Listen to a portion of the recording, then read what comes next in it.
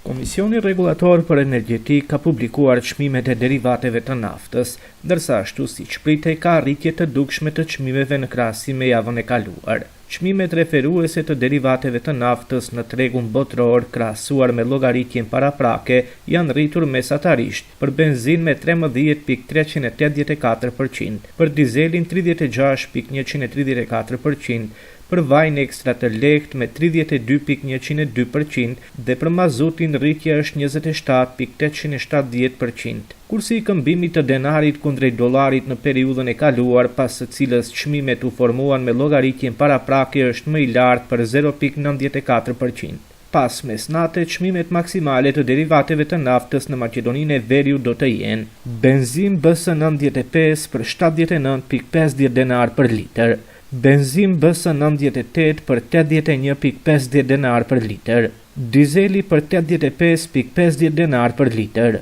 vaja ekstra i lehtë për anvisri 82.5 denar për litër dhe mazut M1 NS 42.586 denar.